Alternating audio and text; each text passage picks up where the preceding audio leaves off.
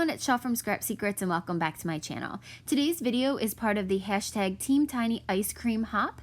Once you're done watching this video, make sure to click on the link in the title of the video and you'll be able to see everybody's creations for the hop. There's 15 videos in total. So today we're going to be making a slimline card using some embossing paste and the Cricut. This stencil is from Sassy and Crafty, and I believe it might still be available. If it is, I will try to remember to link it in the description box below. But we're going to be using some of the glitter gloss. Now, clearly, I have not used my glitter gloss in a while, and I did not take people's advice and put the press and seal on it. And it became a little bit chunky. You can still use it, it just makes the product a little bit more difficult to use. You have to kind of go back and forth and spread it a little bit more, kind of work it to make it. It's almost like when Play-Doh dries out, that's kind of what I felt like the consistency was. So I'm going to take people's advice and use some press and seal on the ones that I haven't used in a while. So the first one that we used was Rock Princess, and then this next one is Cotton Candy, and this is such a beautiful color. This is a mix of blue and pink. I'm not sure how much you can see on there. Like, I can see a little bit of pink in there, but it's really, really pretty. It's iridescent, and I just thought it looked so nice with the purple. So I'm going to put these two colors on, wipe off the excess, and then I am going to take the stencil over to my sink and wash it off. We're doing a slimline panel which measures 8 by 3, and this obviously is not a slimline stencil, so I had to wash it off, wait for the embossing or the glitter gloss to dry a little bit, and then once it did, I went back in with that third color, which is Seafoam, which again, it looks like Play-Doh because it's kind of dried out a little bit, and put that on there. So again, it did take a little bit more elbow grease to do these ones, but I really am happy with the way that it turned out. After I was done with this, I took it over to my sink to wash it off because we are going to use it again on the project. Put that panel aside to dry, and we're going to work on some of the ice cream scoops. Now, I did these with the Cricut, and I'll talk a little bit about that as we're going through. But I did 3 scoops of ice cream, and the top one was the strawberry or the pink layer, and I wanted to have a little bit of hot fudge on it. So this is the second part of that same Sassy and Crafty stencil, and I am using 2 colors of Distress Oxide to add the hot fudge. And those are Distress Oxide in Vintage Photo and Walnut Stain. So you can see I got a little bit where it didn't belong, so I used some Kitch Flamingo to go over the sides to kind of tone that down a little bit. We're also going to be putting jimmies on there, so you're not going to see it as much. And then I also cut out the cherry on top.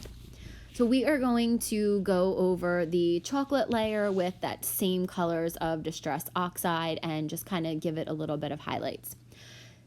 I did these scoops on the Cricut. I actually kind of used a couple of images and put them together. I will do a video on how I did this.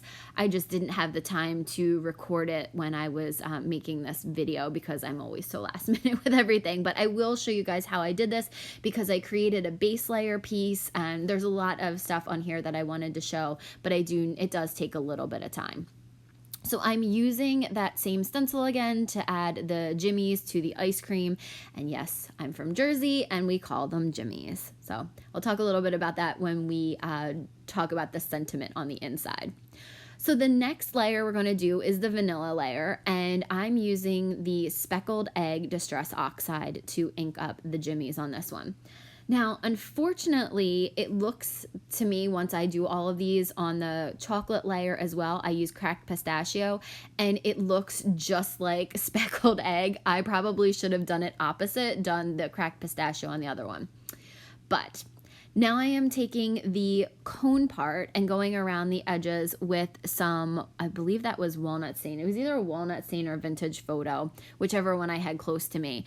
And I'm showing you the difference between the inked up version and the non-inked up version. I just think it gives a little bit of depth and dimension when you use Distress Oxide or some type of ink around the edges. We're going to use the Be Creative glue to glue that bottom down, and then the whole entire thing together. It fits together like a puzzle piece, and like I said, I created this background, the solid piece, and I will do a Cricut tutorial on this, on how I put it all together. So these are just very, very simple. I wanted this to have a backing because if I put it right onto the embossed piece or the glitter gloss piece, it wouldn't lay flat. So I didn't think that that would look right. I'm just gluing all 3 layers on, and then we're gonna get ready to do the cherry. Because that stem is so skinny, I'm actually going to end up cutting it off. It doesn't need to be on there. The pieces just weren't lining up correctly, and it was very flimsy. It was just easier to cut it off. So you'll see me cut that off in a second. But I think the best thing that I did for this was create this whole entire background.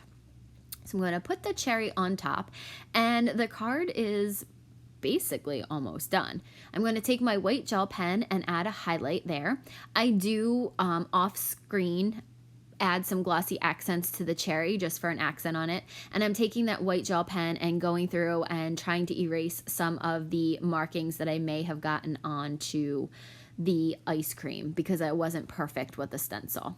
So I'm using that Be Creative glue, the same one that we used before, to glue the back, put glue on the back of the panel and glue it to the card base. Now this slimline card base is 8.5 by 7 and scored at 3.5. So it is a 8.5 by 3.5 inch card. And then the white cardstock panel is 8 by 3 inches. I used the honeybee glue to go on the back of this. I could have used a different glue, but this one worked just fine. Now we're going to stamp the inside. I used that same color of pink cardstock and cut it down to a square.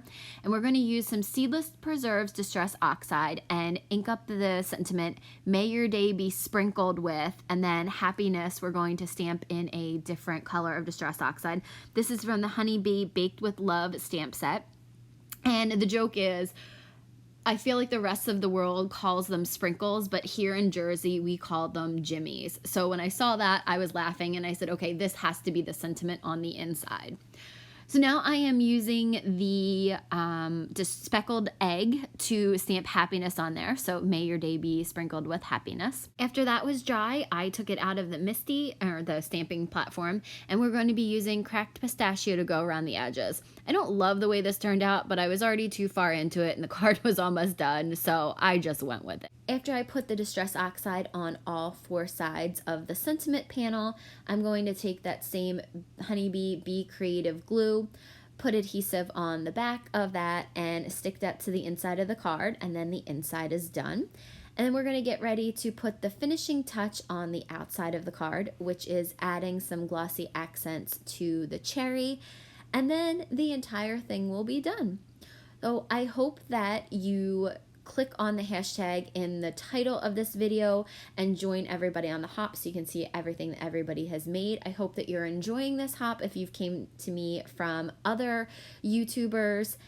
And here are some still pictures of the front and the inside of the card. Thank you so much for watching, and I'll see you again real soon for another video.